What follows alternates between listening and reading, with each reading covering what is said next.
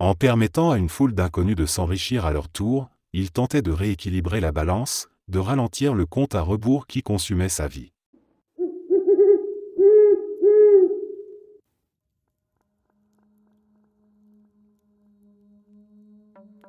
Dans ma famille, on parle d'un esprit sombre que beaucoup appellent la Santa Muerte. Tu as sûrement déjà vu son image sur des bougies ou des petites statues qu'on vend dans certaines boutiques. Selon ce que dit ma mère, si tu la pries et que tu lui rends un culte, elle t'accorde absolument tout ce que tu demandes, sans limites apparentes. Mais rien n'est gratuit, et tôt ou tard elle réclame un prix. Au début, ce sont de petites choses qui paraissent insignifiantes, mais avec le temps ces demandes deviennent plus lourdes, jusqu'à exiger la vie des personnes que tu aimes le plus. Les enfants sont ceux qu'elle choisit le plus souvent. Ma mère connaissait une femme qui l'invoquait. Cette femme avait tout ce qu'elle désirait, aucune porte ne lui restait fermée et chaque envie se transformait en réalité. Mais le jour où la Santa Muerte réclama son propre enfant, la femme refusa. À partir de là, tout bascula. Non seulement elle perdit tout ce qu'elle possédait, mais elle faillit également mourir dans un accident brutal qui sembla surgir de nulle part. Avant même de commencer à lui demander quoi que ce soit, il existe un rituel bien précis. Tu dois te retrouver dans une pièce complètement plongée dans l'obscurité, à 3 heures du matin, avec pour seule source de lumière une bougie allumée. Tu récites alors sa prière, puis tu construis un autel en son honneur. Sur cet autel, tu places une statue à son effigie, une bougie qui lui est consacrée, ainsi que des offrandes, souvent de l'eau et de l'alcool. Je sais tout cela parce qu'un homme, un soir au travail, me l'a raconté en détail. Il voulait même m'offrir une bougie consacrée, car d'après lui, si tu l'achètes toi-même, le rituel ne fonctionne pas. La bougie doit venir d'une personne déjà liée à elle, comme une sorte de passage de flambeau. Cet homme avait une apparence qui faisait peur. Ses yeux étaient cernés, son visage creusé, il donnait l'impression de ne pas avoir dormi depuis des jours. Il m'expliqua qu'il subissait une punition parce qu'il avait oublié de déposer ses offrandes. Ma mère m'avait toujours mis en garde contre la Santa Muerte, et cette peur m'était restée au fond du cœur. Alors, malgré son insistance, j'ai refusé à plusieurs reprises. Mais plus il insistait, plus je comprenais qu'il ne cherchait peut-être pas seulement à partager son savoir. Je crois qu'il voulait se libérer de son fardeau en me transmettant ce lien, comme s'il cherchait à me piéger pour se sauver lui-même. Je n'en aurai jamais la certitude, mais la façon dont il me regardait me laisse encore ce doute.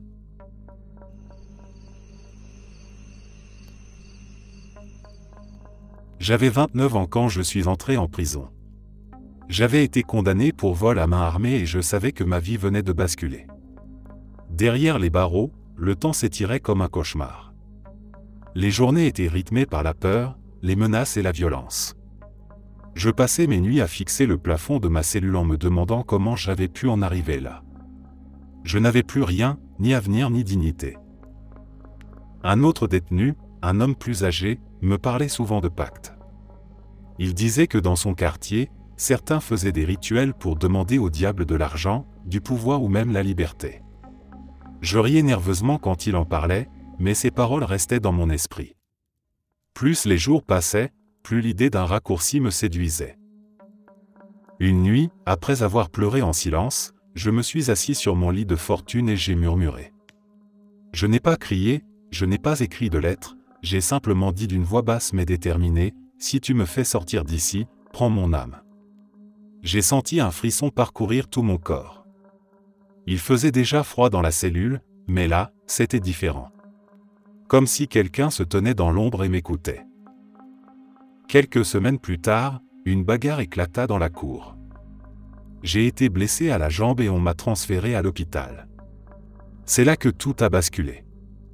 Mon dossier a été revu, et à cause d'une erreur administrative, ma peine a été réduite. En moins de 2 mois, j'étais dehors. Quand j'ai franchi les grilles de la prison, j'ai eu l'impression que mon vœu avait été exaucé. Je ne pouvais pas m'empêcher de penser à cette nuit où j'avais murmuré ma promesse. Au début, j'ai cru que j'avais une seconde chance. Mais rapidement, j'ai compris que quelque chose n'allait pas. Je n'arrivais pas à trouver de travail. Les gens me fermaient leurs portes, comme s'il savait quelque chose sur moi sans que je dise un mot. La nuit, je rêvais d'un homme vêtu de noir qui me suivait dans les rues. Il ne parlait pas, il ne courait pas, il se contentait de marcher derrière moi, toujours à la même distance. Je me réveillais en sueur, le souffle court, persuadé qu'il allait me rattraper. Un soir, j'ai failli être tué lors d'une altercation dans un bar. Je me suis échappé de justesse et, en courant dans les rues sombres, j'ai eu cette certitude glaciale que tout cela n'était pas un hasard. J'avais demandé à sortir de prison et j'étais sorti, mais le prix commençait déjà à tomber sur moi.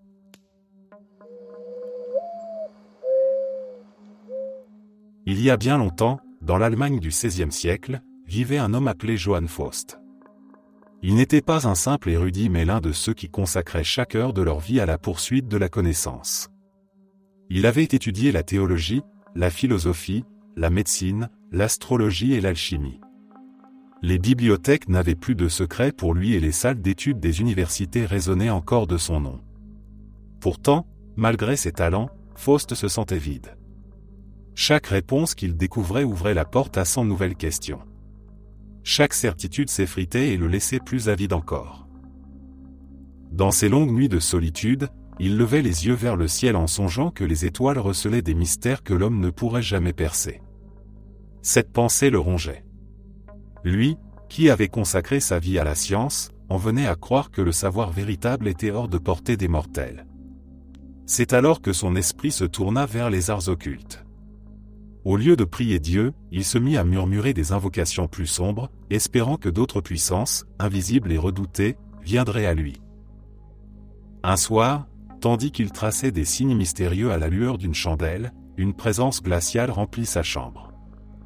Une silhouette apparut devant lui, élégante et inquiétante à la fois. Ses yeux brillaient d'un éclat rougeâtre et son sourire semblait cacher une promesse autant qu'une menace.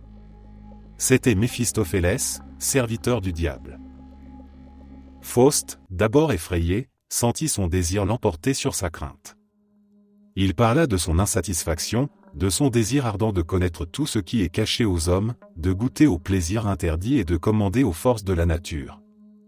Méphistophélès écouta, puis lui proposa un marché. Pendant 24 années, Faust aurait le monde à ses pieds. Rien ne lui serait refusé, ni la richesse, ni le savoir, ni les joies de la chair. Mais à l'issue de ce temps, son âme appartiendrait à Lucifer pour l'éternité. Le savant hésita un instant. Il se souvenait des sermons de son enfance, des avertissements sur l'enfer et la damnation. Mais l'ambition, ce feu qui le brûlait depuis toujours, fut plus fort que la peur. Il prit une plume, se piqua le doigt et signa le pacte avec son propre sang. Dès lors, sa vie changea. Faust voyagea à travers le monde en un clin d'œil. On raconte qu'il s'éleva dans les airs, porté par des esprits invisibles, pour visiter les capitales d'Europe et même les palais de rois lointains. Les nobles le recevaient avec crainte et curiosité, car il semblait posséder des secrets que personne n'osait imaginer. Il faisait apparaître des mets somptueux lors des banquets, convoquait des esprits qui jouaient de la musique ou dansaient pour lui, et séduisait les plus belles femmes grâce au charme que lui offrait son alliance. Pourtant, au fond de lui, Faust demeurait insatisfait. Chaque plaisir s'éteignait aussitôt goûté.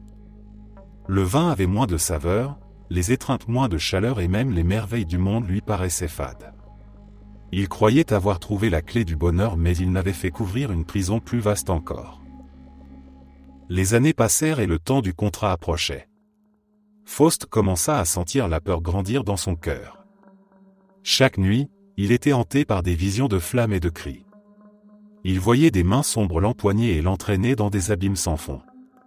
Il chercha alors refuge dans la prière, mais les mots de la foi, qu'il avait délaissés si longtemps, lui semblaient étrangers et impuissants. La dernière nuit arriva. Faust savait que l'heure était proche. Il courut dans sa chambre, implorant le ciel de lui pardonner. Il cria, suppliant Dieu de briser le pacte.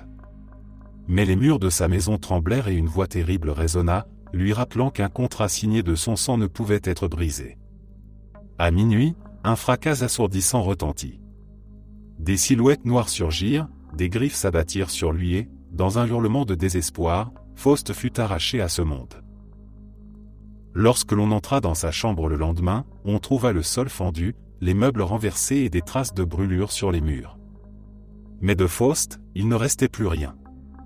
Ainsi s'acheva le destin du savant qui, pour avoir voulu tout savoir et tout posséder, avait perdu ce qu'il avait de plus précieux, son âme.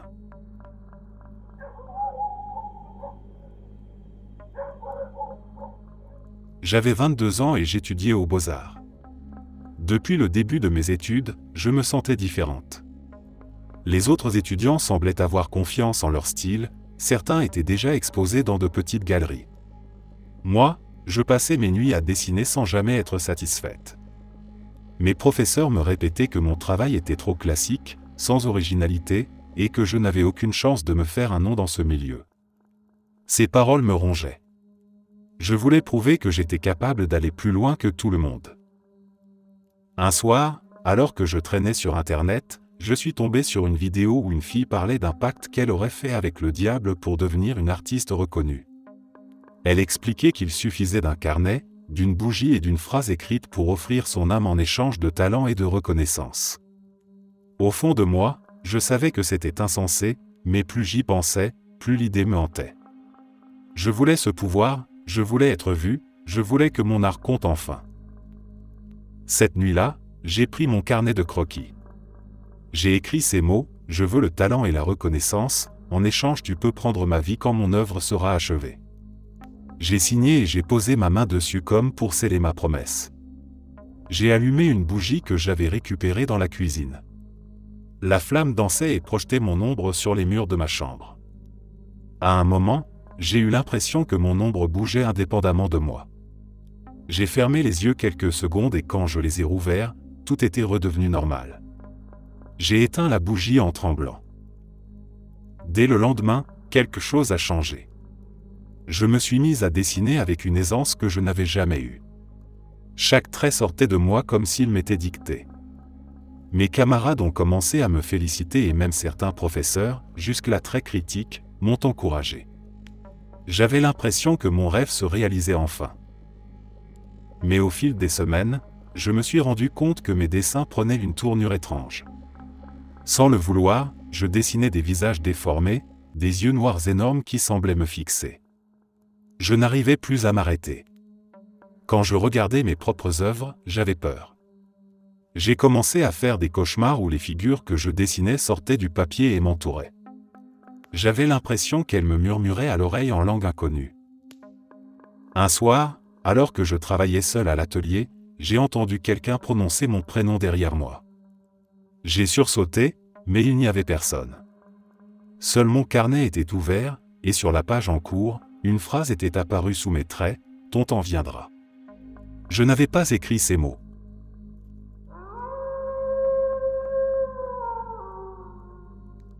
Au début du XXe siècle, dans le sud des États-Unis, la ségrégation marquait les vies et les routes poussiéreuses du Mississippi. Dans les champs de coton et les petites villes, la musique était une échappatoire, un cri d'âme. C'est dans ce monde que naquit Robert Johnson, un jeune homme au regard timide, passionné par la guitare. Il voulait devenir un musicien reconnu, un bluesman dont les chansons résonneraient dans les chœurs et dans les tavernes. Mais Robert n'était pas un prodige au départ. Ceux qui l'avaient entendu jouer disaient qu'il était médiocre. Sa guitare sonnait faux et son chant manquait de force. Les musiciens plus âgés le chassaient parfois des scènes improvisées, lui conseillant de travailler ses gammes avant d'oser troubler leur soirée. Humilié, Robert disparut un temps, laissant croire qu'il avait abandonné ses rêves.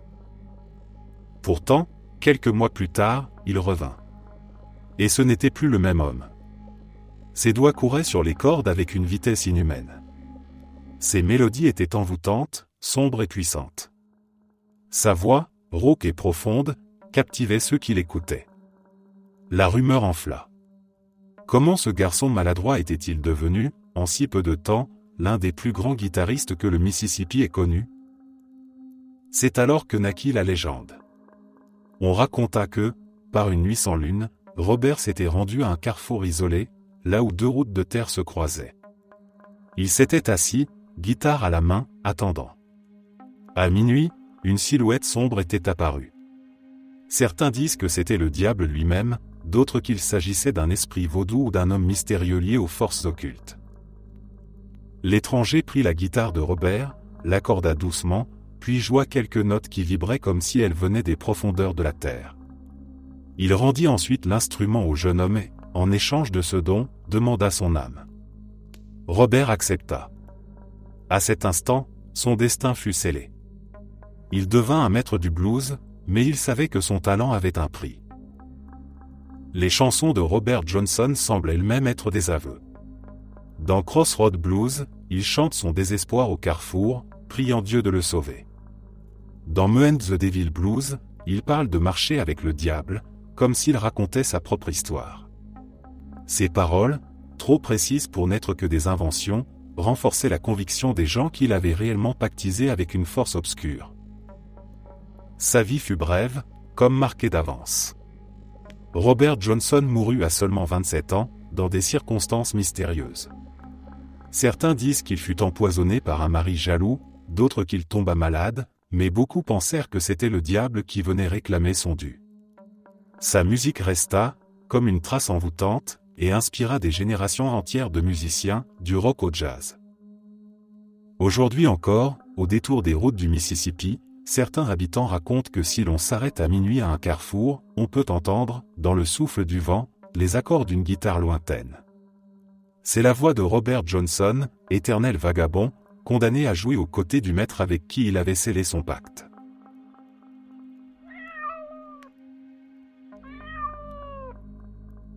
J'avais 20 ans et je vivais pratiquement enfermé dans ma chambre. Mon monde se résumait à l'écran de mon ordinateur. Les jours passaient sans que je les distingue, entre les parties en ligne et les nuits blanches à parcourir des forums. Je n'avais pas d'amis réels, seulement quelques pseudonymes qui apparaissaient sur mon écran. Ma famille ne me comprenait pas et me répétait que je ne ferais jamais rien de ma vie. Chaque mot qu'ils prononçaient me pesait un peu plus et me donnait envie de m'échapper dans des univers virtuels où j'étais enfin respecté. Un soir, en parcourant un forum de discussion consacré à l'occultisme, je suis tombé sur un fil de conversation qui parlait de pacte avec le diable. Des gens y expliquaient qu'ils avaient écrit une lettre en offrant leur âme en échange d'argent, d'amour ou de gloire. J'ai lu chaque témoignage avec fascination. Je n'étais pas sûr d'y croire, mais une partie de moi se disait que je n'avais rien à perdre. La nuit suivante, j'ai pris une feuille blanche et j'ai écrit que je voulais le succès, l'argent et l'amour. J'ai signé de mon nom, puis je me suis piqué le doigt avec une épingle. Une goutte de sang est tombée sur la feuille. Mon cœur battait si vite que j'avais peur que mes parents m'entendent dans la pièce voisine. Je n'avais pas de bougie noire comme indiqué dans le rituel, seulement une bougie ordinaire que j'ai allumée sur mon bureau. J'ai brûlé la feuille et regardé les cendres se disperser dans une petite assiette. J'attendais quelque chose, un signe, mais il ne s'est rien passé. J'ai soufflé la bougie et je suis allé me coucher. Le lendemain, pourtant, j'ai eu l'impression que ma chance tournait. J'ai joué en ligne à un petit jeu de hasard et j'ai gagné un montant modeste mais suffisant pour que je sois surpris. Le soir même, sur un site de discussion, une fille m'a parlé spontanément. Elle semblait s'intéresser à moi et, pour la première fois depuis longtemps, j'ai eu l'impression que quelqu'un voyait au-delà de mon écran. Pendant quelques jours, j'ai cru que j'avais réussi, que le pacte fonctionnait réellement. Mais rapidement, tout a commencé à s'effondrer. La fille que j'avais rencontrée m'a trahi, utilisant mes confidences pour se moquer de moi avec d'autres. L'argent que j'avais gagné est parti en quelques achats inutiles, et j'ai contracté des dettes en ligne que je n'avais aucun moyen de rembourser. À partir de ce moment-là, j'ai commencé à rêver de mains noires et griffues qui sortaient de mon écran d'ordinateur pour m'attraper. Je me réveillais en sursaut, persuadé que quelqu'un se tenait dans ma chambre. Je n'ai jamais parlé de cette histoire à mes parents, ni à personne. Mais parfois, quand je regarde mon ordinateur la nuit, j'ai l'impression que son écran me fixe comme un œil vivant.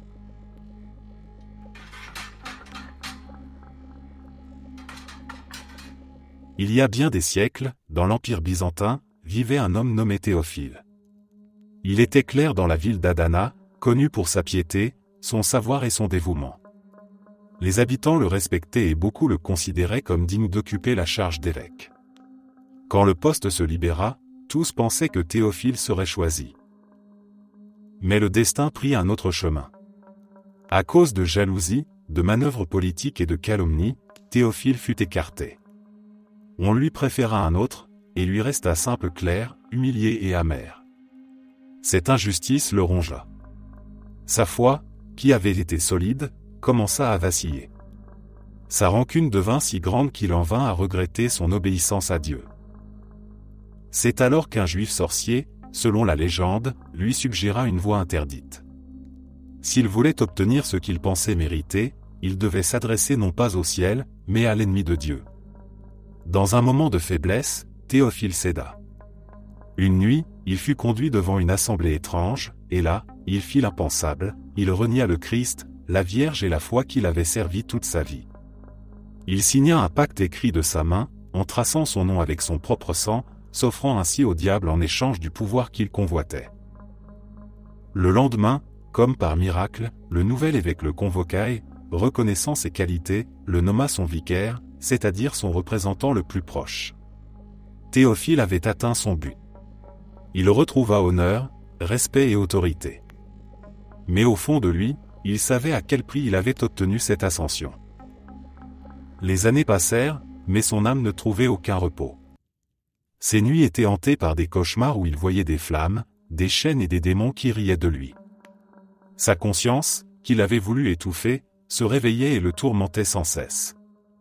Finalement, Théophile n'en put plus. Brisé par la peur, il courut vers une église et se jeta aux pieds d'une icône de la Vierge Marie. Il pleura, pria et implora le pardon, confessant ses fautes et demandant d'être sauvé du pacte qui l'enchaînait. La légende raconte qu'après 40 jours de prière et de larmes, la Vierge Marie apparut à lui en songe. Elle le réprimanda pour son orgueil et sa trahison, mais, voyant sa sincérité, elle intercéda en sa faveur. Un matin, Théophile se réveilla et trouva le contrat qu'il avait signé posé sur sa poitrine, rendu miraculeusement. Il le prit, courut à l'évêque et confessa toute la vérité. Le document fut brûlé devant l'autel, et ainsi l'âme de Théophile fut libérée. Il mourut peu après, épuisé par le poids de sa faute et par la pénitence qu'il avait endurée. Mais selon la tradition, il mourut pardonné. L'histoire de Théophile devint l'un des premiers récits chrétiens connus d'un pacte avec le diable, et elle fut racontée pendant des siècles comme un avertissement contre l'orgueil et la tentation. J'avais 43 ans et je venais de tout perdre. Mon entreprise de construction s'était effondrée après la crise, ma femme avait demandé le divorce et mes dettes s'accumulaient plus vite que je ne pouvais les compter. J'étais vidé, amer et rempli de colère. J'avais passé ma vie à travailler sans relâche et, en un an, tout s'était effondré. Je buvais tous les soirs pour oublier, et plus je buvais, plus je sentais grandir en moi une rage sourde. Un soir, complètement ivre, je me suis effondré dans mon salon. Je me souviens d'avoir levé les yeux au plafond et d'avoir crié. Je ne me souviens pas exactement des mots, mais c'était quelque chose comme « Diable, si tu me rends ma richesse et ma puissance, prends mon âme, je m'en fous. » J'ai éclaté de rire après, mais ce rire sonnait faux, presque étranglé. La pièce est devenue froide, comme si une fenêtre invisible s'était ouverte. Je me suis senti observé, mais j'étais trop saoul pour réfléchir. Les jours qui ont suivi, il s'est passé quelque chose d'étrange. J'ai reçu des appels de vieilles connaissances. On me proposait des affaires, des opportunités presque miraculeuses. Tout allait si vite que je n'avais même pas le temps de douter. J'ai signé des contrats, j'ai investi de l'argent que je n'avais pas encore, persuadé que la chance était enfin revenue. Pendant quelques semaines, je me suis senti invincible. Mais très vite, les choses ont mal tourné. Les mêmes hommes qui me souriaient sont devenus froids et hostiles. Les affaires qui semblaient prometteuses se sont écroulées les unes après les autres. Les dettes se sont multipliées. Mes associés m'ont accusé de trahison, certains ont même menacé de me poursuivre en justice. J'avais l'impression d'être pris dans une toile qui se resserrait chaque jour davantage. La nuit, je rêvais d'un homme en manteau sombre qui se tenait dans l'ombre de ma chambre. Il ne bougeait pas, il ne disait rien. Il se contentait de me fixer. Quand je me réveillais, j'étais couvert de sueur et mon cœur battait si fort que j'avais peur de mourir d'une crise. À chaque fois, j'avais l'impression qu'il avait réellement été là. Je suis allé voir un prêtre, presque par désespoir. Je lui ai raconté cette nuit d'ivresse où j'avais offert mon âme. Il m'a regardé longuement avant de dire que même les paroles lancées dans la colère ou dans l'ivresse pouvaient avoir du poids spirituel. Il a prié sur moi et m'a conseillé de revenir à la confession régulièrement. Il m'a dit que Dieu pouvait pardonner, mais que je devais me détacher de tout ce que j'avais invoqué. Je ne sais pas si c'était mon imagination, si j'ai attiré la malchance moi-même ou si quelque chose d'invisible s'est vraiment emparé de ma vie. Ce que je sais, c'est qu'à partir de cette nuit, plus rien n'a jamais été pareil. J'ai toujours la sensation que quelqu'un marche un pas derrière moi, et qu'un jour, il viendra réclamer ce que j'ai promis. Au début du XVIIe siècle, dans la ville de Loudun en France, vivait un prêtre nommé Urbain Grandier. C'était un homme charismatique, cultivé, éloquent, mais aussi connu pour son arrogance et ses inimitiés. Sa prestance attirait l'admiration de nombreuses femmes, ce qui lui valut des rumeurs d'inconduite. Dans une époque où l'Église et la morale régnaient sévèrement, ses soupçons suffisaient à ternir une réputation. Grandier avait aussi de puissants ennemis. Sa parole incisive et son indépendance déplaisaient aux autorités religieuses et politiques. Le cardinal de Richelieu lui-même, homme redouté et maître de la politique du royaume, voyait en lui un adversaire gênant. Ainsi, quand éclata l'affaire des possessions de Loudun, Urbain Grandier devint la cible idéale. Tout commença dans un couvent de religieuses ursulines. Plusieurs sœurs, dont la supérieure Jeanne des Anges, affirmèrent être tourmentées par des démons. Elles poussaient des cris, se contorsionnaient, prononçaient des paroles obscènes, parfois dans des langues inconnues. Les exorcistes appelés sur place déclarèrent rapidement que ces possessions étaient l'œuvre du diable. Mais à qui le diable devait-il cette porte d'entrée? Les religieuses désignèrent Urbain Grandier, affirmant qu'il avait jeté un sort sur elles et conclu un pacte avec Satan.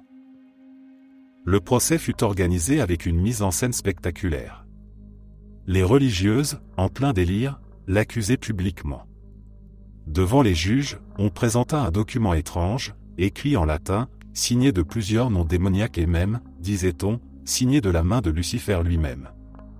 Ce pacte déclarait que Grandier avait promis son âme et qu'en échange, les démons lui garantissaient succès, richesse et faveur des femmes. Le texte, toujours conservé aujourd'hui dans les archives, comportait des sceaux cabalistiques et des formules qui glaçaient le sang. Grandier nia farouchement. Il affirma être victime d'une machination, d'un complot destiné à l'anéantir. Mais ses ennemis étaient trop puissants. Les possessions spectaculaires des religieuses, qui s'étaient transformées en un spectacle public attirant les foules, donnaient du poids aux accusations. La population elle-même, fascinée et terrifiée, commençait à croire qu'un véritable pacte avec le diable avait été découvert. Après un procès expéditif, Urbain Grandier fut condamné pour sorcellerie. Il fut torturé afin d'obtenir des aveux qu'il refusa toujours de donner. Le 18 août 1634, il fut conduit au bûcher, pieds et poings liés. Tandis que les flammes s'élevaient, il proclama son innocence et invoqua Dieu, clamant qu'il n'avait jamais pactisé avec les forces obscures. Son supplice fit de lui une figure ambiguë. Pour certains, il fut un prêtre libertin justement puni, pour d'autres, une victime innocente sacrifiée par la politique et par l'hystérie collective. Mais dans l'imaginaire collectif, son nom resta lié à l'un des plus célèbres pactes diaboliques supposés de l'histoire.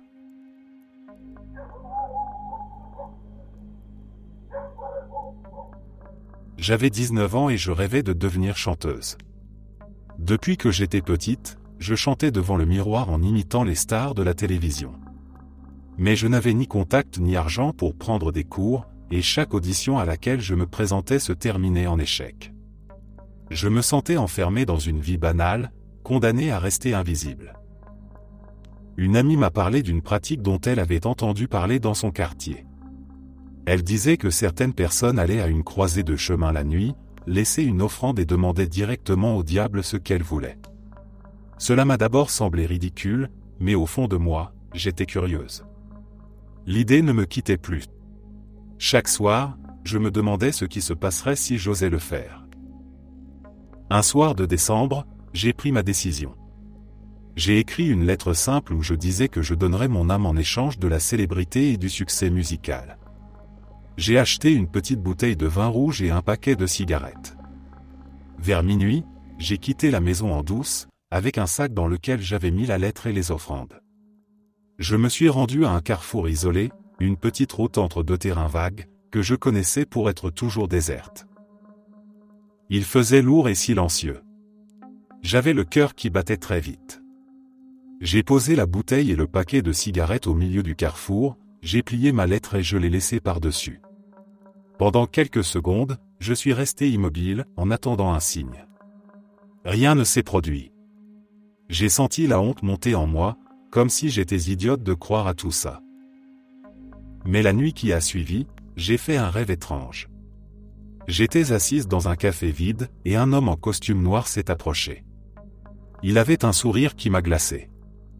Il s'est assis en face de moi et m'a dit calmement, « Ton heure viendra ».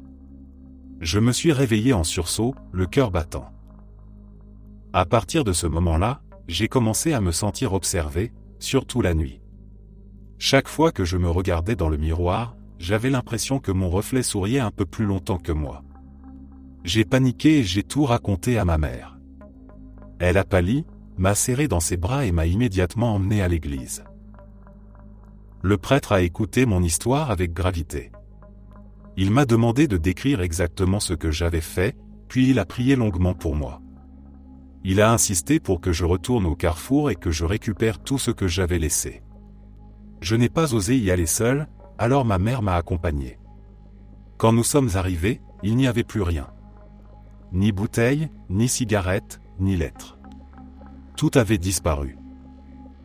Cette nuit-là, je n'ai pas fermé l'œil. Je tremblais en me demandant qui avait pris ce que j'avais laissé. Pendant des mois, j'ai gardé la lumière allumée pour dormir. J'ai cessé de chanter et je n'ai plus jamais cherché à devenir célèbre.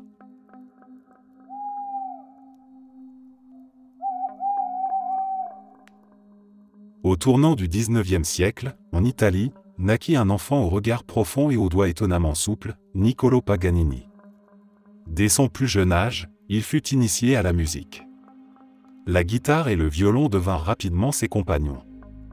Mais personne n'aurait pu imaginer ce qu'il allait devenir, le plus grand violoniste de son temps, un virtuose dont le talent paraissait surhumain.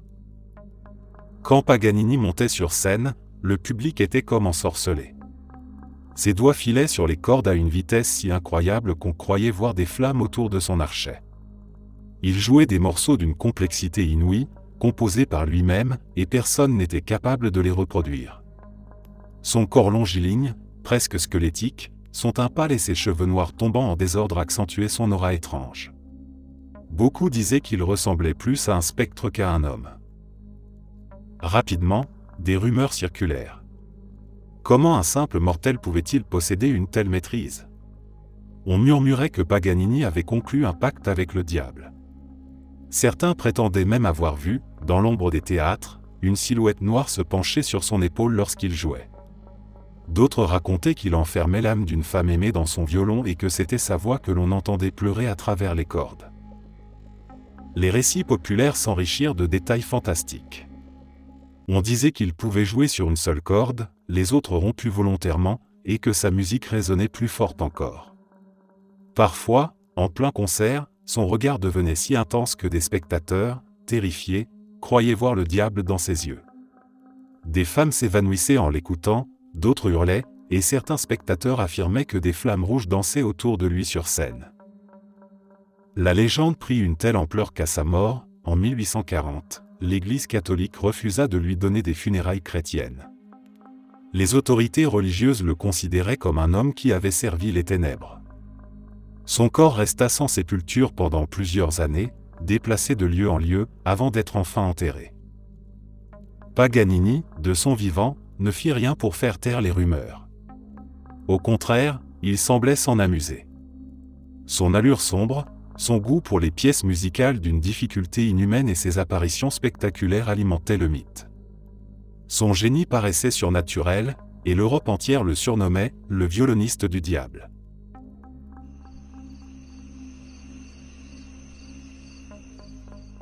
J'avais 16 ans et je passais presque toutes mes nuits sur l'ordinateur. Je vivais dans une petite ville de province où rien ne se passait jamais. À l'école, j'étais invisible, je n'avais pas d'amis proches et je me sentais toujours en décalage avec les autres. Internet était devenu mon refuge, et surtout certains forums étranges où des gens parlaient d'occultisme, de démons et de magie noire. Je lisais tout, fasciné et effrayé à la fois. Un soir, je suis tombé sur un long message intitulé « Comment vendre son âme au diable ». Le texte expliquait qu'il fallait écrire une promesse claire, signer avec son sang et brûler la feuille dans la flamme d'une bougie. J'ai d'abord cru à une blague, mais plus je lisais, plus je me sentais attiré. J'avais l'impression que c'était la solution à mon sentiment d'inutilité, une façon de devenir enfin quelqu'un. Ce soir-là, dans ma chambre, j'ai pris un vieux cahier d'école. J'ai écrit maladroitement que je donnais mon âme en échange de talent et de reconnaissance. J'ai allumé une bougie ordinaire, la seule que j'avais. Je me suis entaillé le doigt avec une lame de rasoir que j'avais cachée dans mon tiroir. Le sang a coulé lentement, et j'ai tracé ma signature tremblante. J'étais terrifié, mais une excitation étrange me poussait à continuer. Quand j'ai mis la feuille dans la flamme, elle s'est consumée rapidement. L'odeur qui s'est dégagée n'était pas normale, ce n'était pas seulement celle du papier brûlé.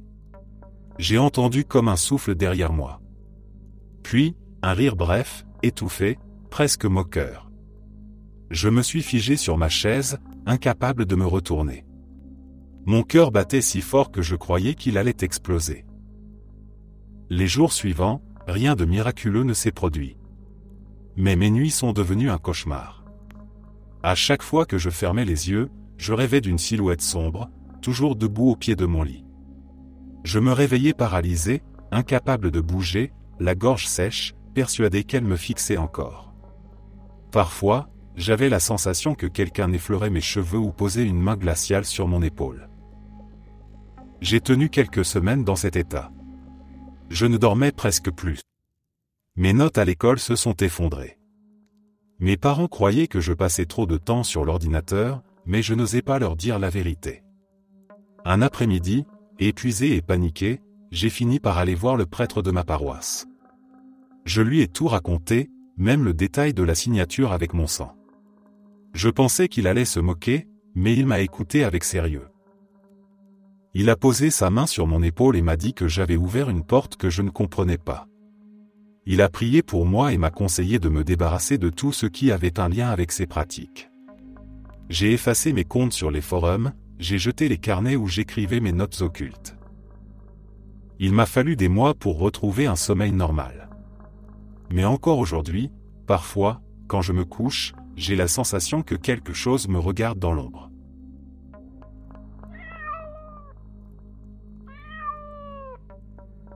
En 1692, dans le petit village de Salem, en Nouvelle-Angleterre, la peur et la superstition dominaient la vie quotidienne.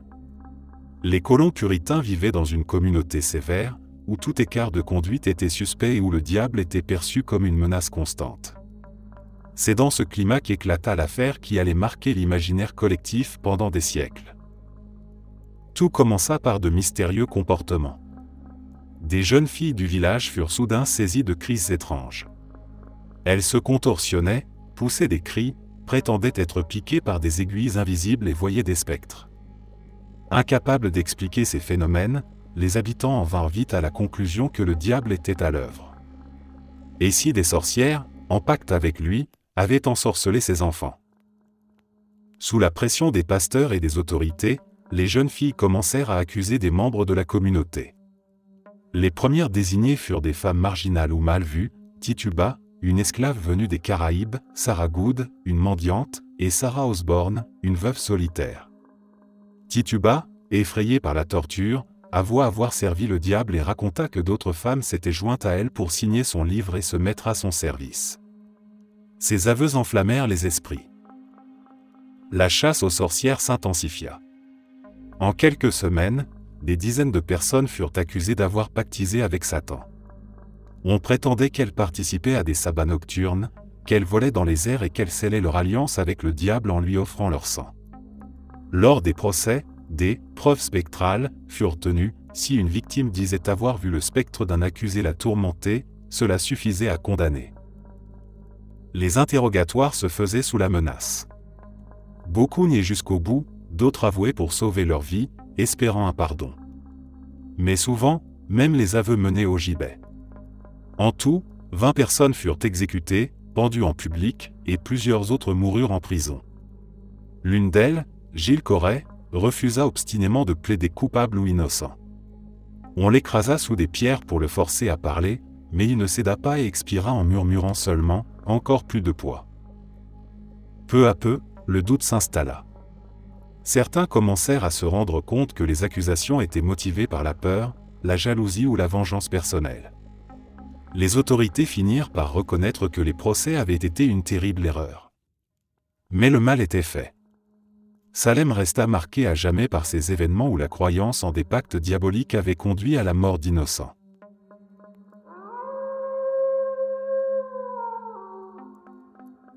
J'étais enfermé dans une cellule humide, les jours se ressemblaient, mais c'est surtout à cause du gars dans la chambre voisine que j'ai perdu le sommeil. On m'avait dit qu'il avait des problèmes, mais ce que j'ai vu dépassait tout ce que j'aurais pu imaginer. La nuit, je l'entendais chuchoter.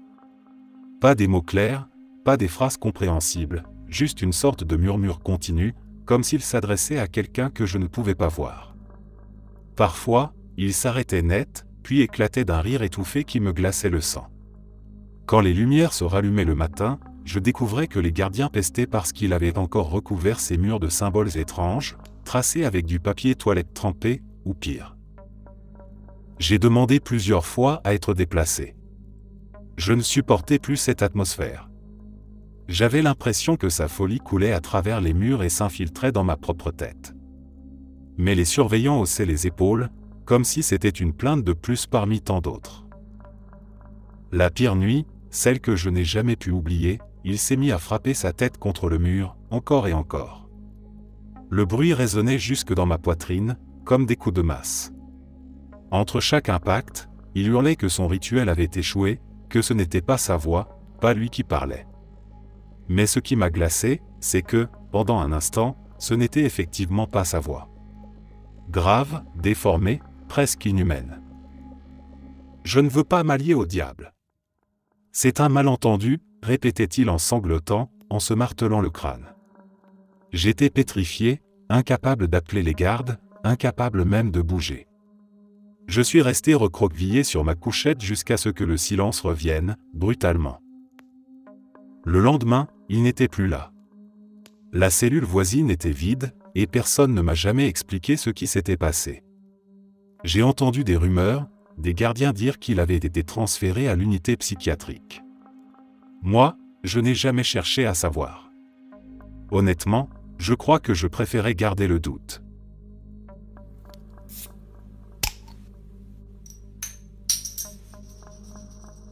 Au Japon, les récits anciens sont peuplés de créatures surnaturelles appelées Ikai. Parmi elles, les plus redoutées sont les Oni, des démons gigantesques à la peau rouge ou bleue, armés de massues et connus pour leur cruauté. Mais les Oni ne sont pas seulement des monstres destructeurs. Dans certaines histoires, ils apparaissent aussi comme des êtres capables de conclure des pactes avec les humains, offrant pouvoir, richesse ou vengeance en échange d'un prix terrible. L'une des légendes raconte celle d'un samouraï humilié par son seigneur. Banni injustement et privé de ses terres, il errait dans les montagnes en proie à la colère. Une nuit glaciale, alors qu'il se croyait perdu, une silhouette massive surgit devant lui. C'était un Oni, au visage grimaçant, les cornes scintillant dans l'ombre. Le démon lui proposa un marché. Si le samouraï acceptait de lui livrer son âme après sa mort, l'Oni lui donnerait la force de 100 hommes pour se venger. Le samouraï, aveuglé par sa rage, accepta.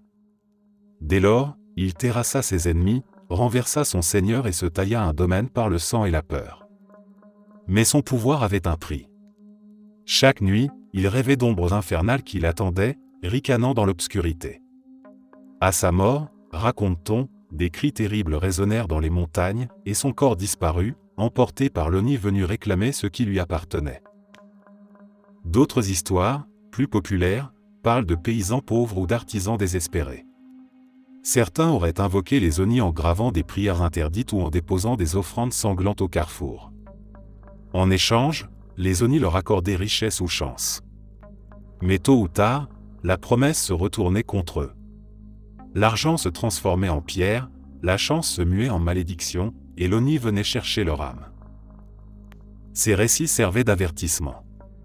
Ils rappelaient que céder à la tentation d'un pouvoir facile conduit à la ruine. Au Japon, on disait souvent que les Oni représentent non seulement des forces extérieures, mais aussi les passions et les colères qui dévorent l'âme de l'homme. Ainsi, conclure un pacte avec eux, c'était en réalité céder à ses propres ténèbres.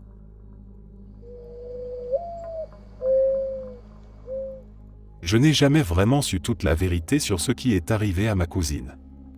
C'est une histoire que ma famille préfère effacer, comme une cicatrice qu'on cache sous les manches longues.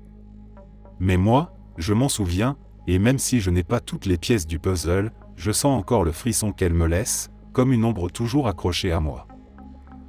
Elle s'appelait Elodie. Depuis toute petite, elle avait un goût marqué pour l'occulte. À 16 ans, c'est elle qui m'avait appris à préparer des potions d'amour avec des pétales de rose, du miel et des mots chuchotés à la lune. J'en riais, mais elle y croyait de toutes ses forces. Pour elle, ce n'était pas du folklore, c'était réel, vivant, dangereux. Les années qui suivirent furent cruelles avec elle. L'anorexie, la fatigue, les séjours à l'hôpital. Et puis ce désir désespéré d'être mère, contrarié par son corps abîmé. Alors, quand enfin elle est tombée enceinte, ce fut comme un miracle.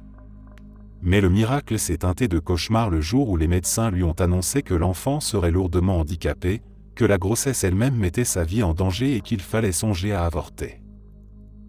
Je ne sais pas ce qu'elle a ressenti à cet instant. Mais je sais qu'elle a refusé. Refuser la fatalité, refuser la médecine, refuser Dieu lui-même peut-être. C'est là que commence la part d'ombre. On raconte, et c'est à peine si ma tante ose le murmurer, qu'elle est allée consulter un sorcier. Ce qu'elle a fait dans cette pièce, nul ne peut le dire. Mais il y aurait eu des bougies noires, un cercle de sel, une invocation chuchotée dans une langue qu'elle ne connaissait pas. Et un prix à payer. Toujours un prix. 9 mois plus tard, sa fille est née. Parfaite. Je ne pèse pas mes mots, parfaite. Une beauté presque irréelle, comme taillée dans une promesse que personne n'aurait cru possible. Pas une trace de handicap, pas une faiblesse. L'enfant était la preuve vivante que quelque chose d'invisible, d'impossible, avait été négocié ce soir-là. Mais Elodie n'a jamais pu la serrer contre elle. Elle est morte en couche, dans un silence qui, depuis, hante toute la famille. On dit souvent qu'elle a donné sa vie pour sa fille. Moi, je crois qu'elle l'a donnée avant même la naissance, ce soir où elle a appelé ce qui ne devait pas être appelé. Aujourd'hui, quand je regarde sa fille, devenue une adolescente d'une beauté troublante, je me demande toujours qui sourit derrière ses yeux. Et surtout, quand viendra le moment de payer la suite du prix.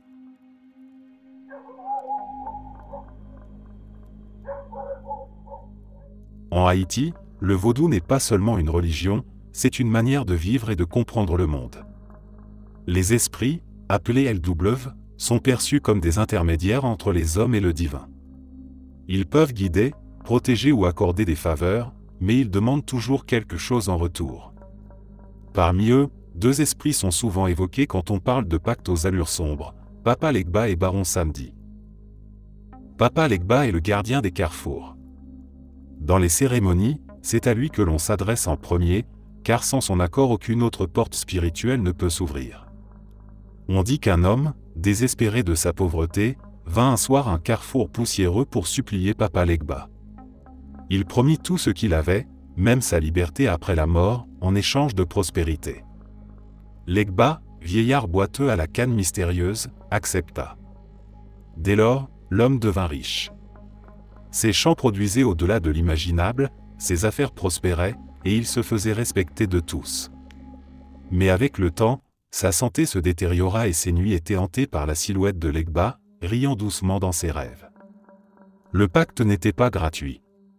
Quand vint l'heure de sa mort, on raconte que des chiens hurlèrent à travers tout le village et que son corps disparut mystérieusement, emporté par l'esprit gardien des carrefours. Plus sombre encore est l'image de Baron Samedi, maître des cimetières, figure à la fois grotesque et terrifiante. Il est représenté comme un homme vêtu d'un habit de deuil, portant un haut de forme et fumant un cigare. On dit qu'un jeune homme, jaloux de ses rivaux et de leurs succès amoureux, alla l'invoquer au milieu de la nuit. Il promit de lui appartenir après la mort si le baron lui donnait charme et puissance pour séduire quiconque il désirait. Le pacte fut accepté. Le garçon devint irrésistible, toutes les femmes se tournaient vers lui et les hommes l'enviaient. Mais il était consumé par une énergie étrange, comme si une ombre le rongeait de l'intérieur. Lorsqu'il mourut prématurément, sa tombe resta vide, car on dit que Baron Samedi l'avait pris pour en faire l'un de ses serviteurs éternels. Dans le vaudou haïtien, ces récits rappellent que chaque faveur accordée par un esprit a un prix. Les pactes sont possibles, mais ils ne sont jamais gratuits. Le carrefour, lieu sacré et redouté, symbolise toujours le choix, appelé la lumière ou l'ombre. Ceux qui ont choisi l'ombre en paient le prix par leur âme.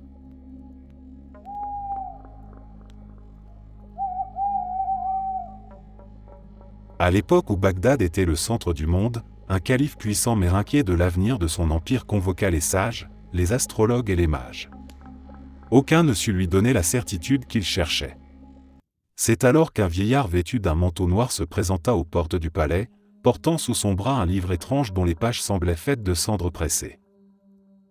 Le vieil homme demanda audience, promettant au calife des révélations que nul autre ne pourrait offrir. Intrigué, le souverain accepta. L'étranger posa le livre devant lui et dit « Ce grimoire n'est pas de la main des hommes. Il a été écrit dans les flammes par des êtres que tu ne peux nommer. Si tu l'ouvres et prononces à voix haute la formule inscrite à la première page, tu pourras connaître ton avenir et celui de ton empire. Mais sache que ce savoir a un prix. » Le calife hésita. Son désir de certitude lutta contre sa crainte. Finalement, il ouvrit le livre. Les lettres, noires comme du charbon, s'illuminèrent d'un éclat rouge. Il lut les mots interdits et aussitôt une brise glaciale parcourut la salle du trône. Une voix invisible résonna, lui promettant 30 années de prospérité mais exigeant en retour que, chaque année, le calife offre l'âme d'un prisonnier au feu du livre. Le souverain accepta en silence. Et effectivement, son empire prospéra. Les récoltes furent abondantes, les guerres victorieuses, les coffres remplis d'or. Mais chaque année, dans le secret le plus absolu, un prisonnier était conduit dans une chambre souterraine, et son cri se mêlait aux flammes qui nourrissaient le grimoire. À la 30e année, le calife vieillit, affaibli, voulut renoncer. Mais le livre s'ouvrit de lui-même et la voix se fit entendre de nouveau, « Tu as pris, tu dois donner. » Cette nuit-là, les gardes trouvèrent le trône vide et le livre posé à sa place. Les pages étaient redevenues de simples cendres, et lorsque l'on souffla dessus, elles s'envolèrent, se dispersant dans l'air comme si elles n'avaient jamais existé. Certains disent encore que ce grimoire réapparaît de siècle en siècle, toujours entre les mains d'un homme vêtu de noir, toujours proposé à ceux qui brûlent de savoir ce que demain leur réserve. On dit que nulle époque ne connut un royaume semblable à celui de Salomon, fils de David. Sa sagesse attirait les souverains des 4 coins du monde et son trône brillait d'un éclat que les plus riches des hommes ne pouvaient imaginer. Car Dieu, dans sa faveur, lui avait confié un secret que nul roi avant lui n'avait possédé. Il portait un anneau, forgé dans un métal inconnu des hommes et gravé du nom suprême, le nom que les cieux et la terre reconnaissent. Par ce sceau, Salomon commandait aux vents et aux mers, il parlait aux oiseaux et aux bêtes, et surtout, il asservissait les djinns, créatures de feu, qui bâtissaient pour lui des palais sans rivaux et lui rapportaient les trésors enfouis depuis la création du monde. Mais les djinns ne cessèrent jamais de le haïr. Car eux, êtres libres et orgueilleux, supportaient mal d'être enchaînés par un simple homme. Parmi eux se trouvait Sacre, un djinn rusé et patient, qui rêvait de voler au prophète son pouvoir. Il observait, attendant le jour où l'anneau se détacherait du doigt du roi. Ce jour vint lorsqu'un matin, Salomon voulut se baigner dans le fleuve.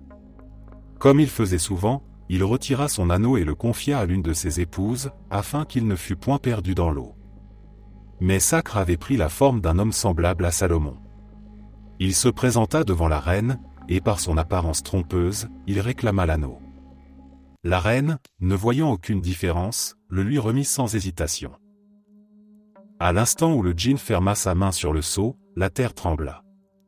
Les légions invisibles sentirent le changement et se prosternèrent devant lui. Quand Salomon revint, il trouva les portes de son palais fermées, ses gardes qui le repoussaient, et sa femme qui ne le reconnaissait plus.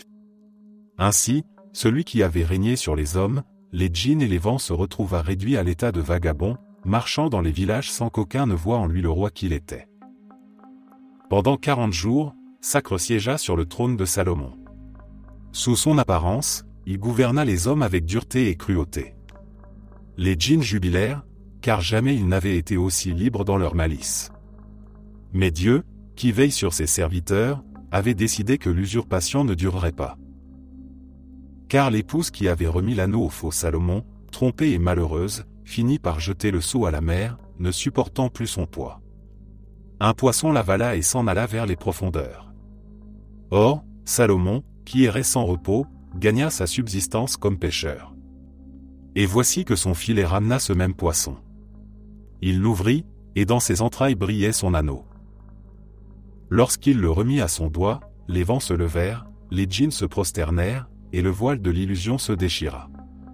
Salomon revint sur son trône et Sacre fut enchaîné sous les flots, condamné à y rester jusqu'au jour du jugement. Ainsi se montra la grandeur de Dieu, qui élève ses prophètes et abaisse ceux qui se dressent dans l'orgueil.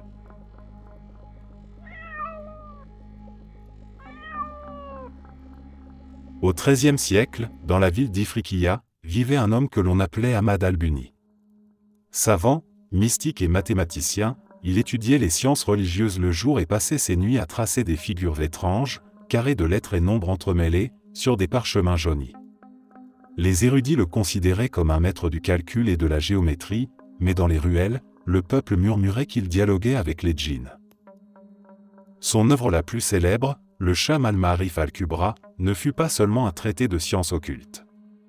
C'était, disaient certains, un guide pour franchir les portes interdites et parler aux entités invisibles. Les pages du manuscrit semblaient respirer. Entre les invocations et les prières, on y trouvait des rituels de pacte, des formules pour sceller une alliance, des noms à prononcer dans la solitude de la nuit. Une légende rapporte qu'Al-Buni lui-même n'aurait pu écrire ce livre sans une aide surnaturelle. Dans sa jeunesse, il se serait retiré 40 jours dans une grotte isolée. Là, il jeûnait, priant sans relâche, et écrivait sur le sable les lettres du nom suprême. La 40e nuit, une lueur verte emplit la caverne et une ombre surgit des ténèbres. Ce n'était pas un homme, ni une bête, mais une forme mouvante, sans contour fixe. La voix qui sortit de ce voile obscur lui proposa une alliance. L'entité dit, « Je t'offrirai la connaissance des mondes invisibles, les clés pour ouvrir les cœurs des djinns, le pouvoir d'appeler les vents et de détourner les regards. Mais tu devras écrire ce savoir dans un livre, afin que d'autres puissent à leur tour conclure leur propre pacte. Et lorsque tu mourras, ton âme devra comparaître devant nous, car rien de ce qui est donné n'est gratuit. » Al-Buni hésita longtemps. Mais la soif de savoir, plus forte que la peur, le poussa à accepter. Quand il sortit de la grotte, ses yeux avaient changé, reflétant une lumière inquiétante. C'est alors qu'il commença la rédaction du Sham al-Ma'arif, un ouvrage qui, dit-on, ne peut être lu sans danger.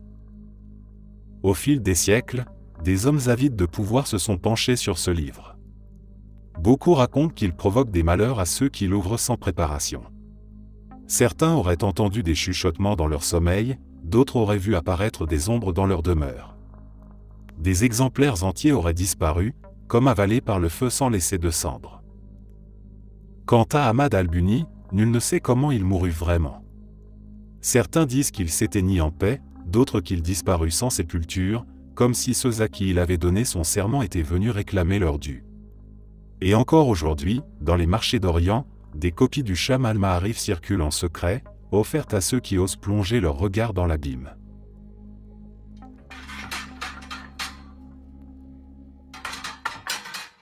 Dans les chroniques orales du Najd, là où le sable efface les traces des caravanes et où l'horizon semble sans fin, les anciens murmurent encore le nom d'un homme singulier, Al-Harith ibn Sadeh. On disait qu'il connaissait chaque dune, chaque étoile, chaque souffle du vent. Là où les caravanes périssaient de soif, lui avançait droit, sans jamais manquer d'eau ni de nourriture. Sa peau ne portait pas les marques du soleil et sa bouche ne se desséchait pas, même en plein cœur de l'été brûlant. Les chefs des tribus l'invitaient parfois à partager leur feu, espérant apprendre son secret. Mais Alarit souriait et ne répondait jamais. Son silence, plus que ses paroles, alimentait les rumeurs. Certains affirmaient qu'il possédait un talisman ancien, gravé de signes magiques. D'autres juraient qu'il avait hérité d'une science cachée transmise par des sages oubliés. Mais ceux qui observaient ses gestes la nuit, lorsqu'il croyait être seul, voyaient autre chose. Il disait qu'il dressait des cercles sur le sable, qu'il déposait des morceaux de chair ensanglantée et qu'il murmurait des mots dans une langue que nul être humain ne pouvait comprendre. Une légende raconte le moment où tout commença. Alarit, jeune homme alors, errait dans un désert où les puits s'étaient asséchés depuis des années. La lune brillait pâle, et le silence pesait comme une pierre. Alors, au bord d'un puits vide, une forme se dressa devant lui. C'était un être grand, mince, vêtu d'un manteau noir sans ombre. Là où aurait dû se trouver un visage, il n'y avait qu'un vide ténébreux. L'air se glaça autour d'Alarit, malgré la chaleur de la nuit. La créature parla, mais sa voix n'entra pas par les oreilles. Elle résonna dans son esprit comme un écho ancien. Elle dit, « Je suis celui qui hante ces sables depuis avant que les hommes ne posent leurs pas. J'offre un marché à qui ose me répondre. Je te donnerai la fraîcheur de l'eau et la force de marcher sans faim ni soif. Mais en échange, tu me donneras le sang, régulièrement, jusqu'à la fin de ta vie. » Alarit hésita, mais son corps était brisé par la soif et son esprit vacillait. Il accepta. Cette nuit-là, il égorgea une chèvre sur le sable, et le sang coula comme une offrande. La créature se dissipa dans l'air brûlant, et le lendemain, Alarit trouva un puits rempli d'eau claire, là où il n'y avait que poussière la veille. Les années passèrent. Alarit devint une légende vivante. Les caravanes suivaient ses pas, les voyageurs cherchaient sa protection, et il riait devant la soif des autres, car son outre ne se vidait jamais. Mais le pacte avait un prix. À chaque lune, il devait sacrifier une bête et laisser son sang couler dans le sable, à l'endroit exact où le djinn lui était apparu. Un soir pourtant, las de cette servitude, il refusa. Il se dit que ses forces suffiraient, que la créature ne pourrait rien contre lui. Mais dès la nuit tombée, le vent se leva, et les dunes changèrent de place comme une mer en furie. Le désert, docile jusque-là, devint un piège mouvant. On raconte qu'Alarit marcha 3 jours et 3 nuits, croyant toujours voir l'horizon, mais que les sables l'engloutirent finalement. On ne retrouva jamais son corps. Certains affirment encore qu'il erre, perdu entre les dunes, condamné à chercher une sortie que le désert ne lui offrira jamais.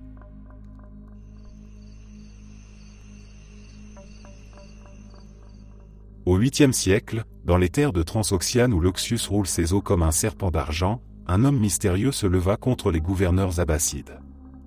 On l'appelait Al-Muqanna, le voilé, car nul ne vit jamais son visage. Il portait toujours un voile de soie verte, qui ne quittait ni son front ni ses joues. Ses disciples racontaient que sa face brillait comme la pleine lune et qu'un éclat insoutenable brûlait les yeux de quiconque osait le regarder. Ses ennemis, eux, disaient qu'il était affreusement défiguré et qu'il cachait des chairs rongées par le feu ou l'acide. Mais dans les villages et les campements, les rumeurs les plus étranges circulaient, certains affirmaient qu'il avait conclu un pacte avec des esprits obscurs qui lui avaient offert cette lumière surnaturelle. Son histoire commença dans le secret. Al-Muqanna n'était pas un simple guerrier, mais un homme avide de savoir. Il passait ses nuits à tracer des signes étranges, à murmurer des invocations dans des grottes éclairées de torchers. Des bergers prétendirent l'avoir surpris parlant à des ombres qui n'avaient pas de corps, recevant d'elles des secrets qu'aucun livre n'écrit. Une légende dit qu'il offrit son propre sang dans une coupe d'argent, et qu'en échange, une voix lui promit le pouvoir de séduire les foules et de les faire plier à sa volonté. Lorsqu'Al-Muqanna apparut en public pour la première fois, ses disciples s'agenouillèrent devant lui. Sa voix, grave et hypnotique, semblait résonner dans le cœur de chacun. Les plus faibles pleuraient, les plus fiers déposaient leurs armes à ses pieds. Beaucoup crurent qu'il était une incarnation divine, d'autres le prirent pour un magicien redoutable. des caravanes entières se joignirent à lui, et son armée gonfla comme une vague. Mais les Abbassides, inquiets, envoyèrent leurs troupes. Les batailles se succédèrent et bien que son armée fût inférieure, Al-Muqanna résistait toujours. Ses ennemis disaient que les flèches se détournaient de lui, que les sabres glissaient comme sur du verre. On murmurait qu'il avait lié à son âme des djinns serviteurs qui déviaient les coups. Finalement, encerclé dans sa forteresse, il comprit que la fin approchait. Ses disciples le supplièrent de se montrer enfin sans voile, afin de leur révéler la vérité. Mais il refusa. Certains disent qu'il craignait que la lumière de son visage consume leurs yeux, d'autres qu'il redoutait que son pacte soit dévoilé. Dans sa demeure, il alluma un grand brasier et s'y jeta, préférant disparaître dans les flammes plutôt que d'être capturé. Ceux qui fouillèrent les cendres affirmèrent n'y avoir trouvé ni os ni cendres, seulement un parfum étrange qui ne ressemblait à rien de connu. Ses partisans jurèrent qu'il ne mourut pas, mais qu'il s'était élevé dans le monde invisible, auprès de ceux avec qui il avait conclu son alliance. Les chroniques abbassides, elles, le désignèrent comme un imposteur et un sorcier voué à l'enfer. Mais jusqu'à aujourd'hui, dans certaines vallées, des conteurs rappellent son nom en chuchotant, et disent que son voile n'a jamais été brûlé.